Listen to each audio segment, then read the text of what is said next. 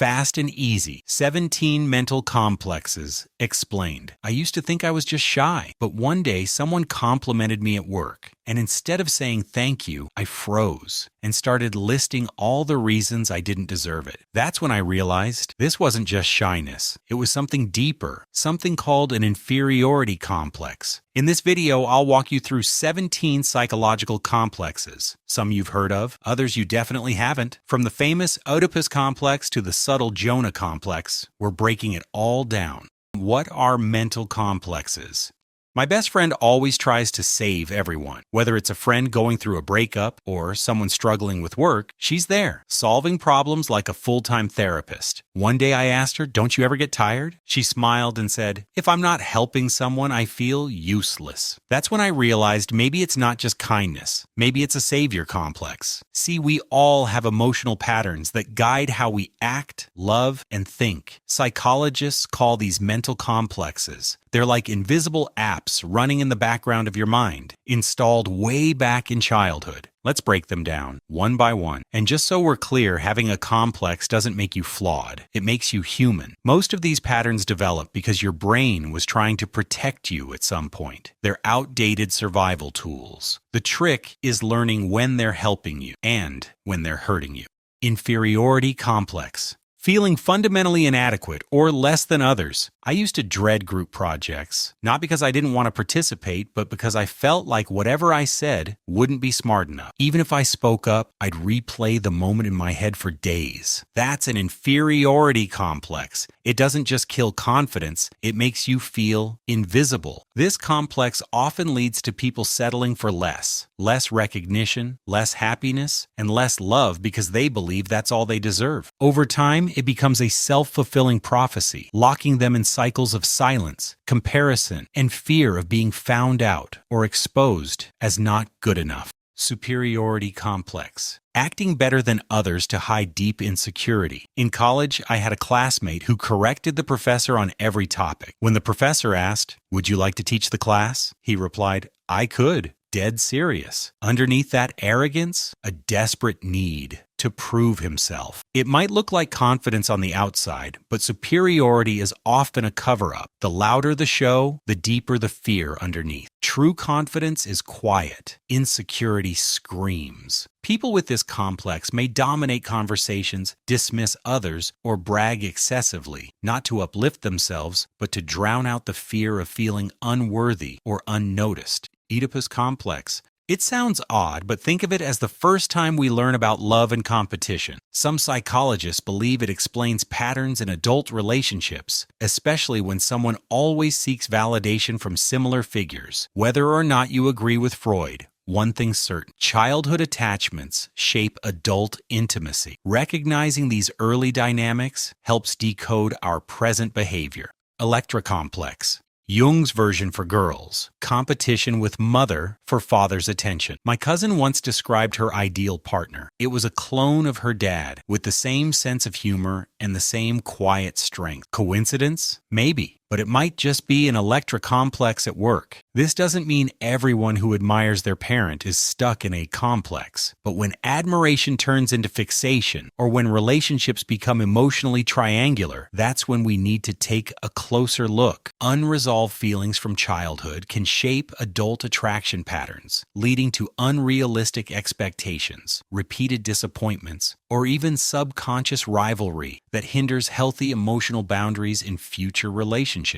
Mother complex. Over-identifying with or rejecting maternal influence. I knew someone who avoided hugs, didn't like being cared for, and said, "I'm not like my mom." Yet in stressful moments, she used the same phrases her mother used growing up. You don't escape your roots. You wrestle with them. This is the mother complex, where love, resentment, and identity collide. Whether we copy or rebel, the maternal imprint runs deep, often shaping how we nurture, relate, and even see ourselves in adulthood. Father complexes. Attachment, rivalry, or rejection involving your dad. A friend once said, "I can't work under male bosses. I just got triggered." Turns out, her father was super critical growing up. A father complex can show up as defiance, idealization, or distrust, especially in leadership dynamics. These complexes often translate into workplace tension, fear of authority, or even rebellion against mentors. And yes, it can affect both men and women. God complex.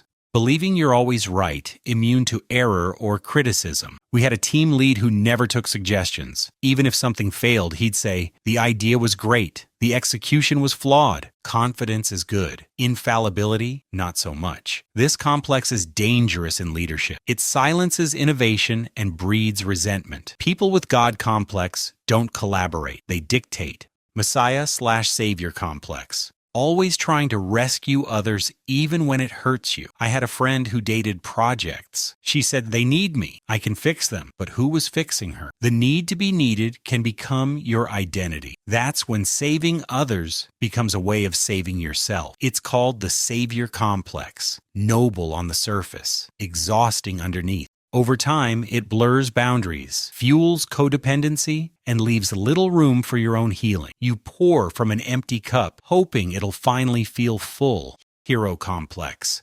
Wanting to be the fixer to feel important. I used to jump into every crisis, even ones I had no clue how to solve. I wasn't trying to help, I was trying to matter. If you're constantly playing the hero, you'll eventually create villains just to justify your role. Let go of the cape. It's okay to rest. Victim complex.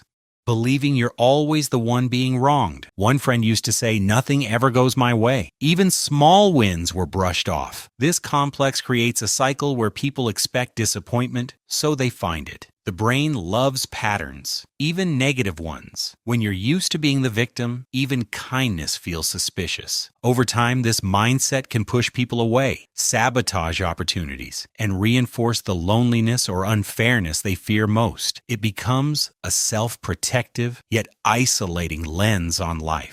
Persecution complex, feeling like people are always out to get you. I once sent a short text. "Kay," they called crying. "What did I do wrong?" It wasn't about me. It was their mind creating a threat where there wasn't one. This constant vigilance stems from past hurt, making safety feel suspicious, even when it's real. It's exhausting, isolating, and leaves little room for trust or peace. Napoleon complex, overcompensating for perceived shortcomings. It's not just about height. It's about feeling less than, so you become more than in other ways. Loud, aggressive, dominant, to cover up insecurity. The louder someone needs to be seen, the more invisible they often feel on the inside. Cinderella complex, wishing to be rescued or taken care of. A friend said, "I just want someone to come and make life easy." That dream of a perfect savior often leads to passivity and disappointment. Martyr complex, seeking suffering for validation or control. "I'll do it. I always do." That's what my colleague said every time we asked her to delegate. It made her feel needed, but also drained. Sometimes we choose pain because we don't know how to ask for love. Jonah complex, fear of your own greatness. I got invited to speak at a big event and turned it down. "I'm not ready," I told myself. Truth is, I was scared, not of failing, but of succeeding. Success brings change, and change brings fear. Some people fear failure. Others fear what success will demand of them. The Jonah complex is the latter, and it hides behind procrastination, self-doubt, and not yet. Peter Pan complex.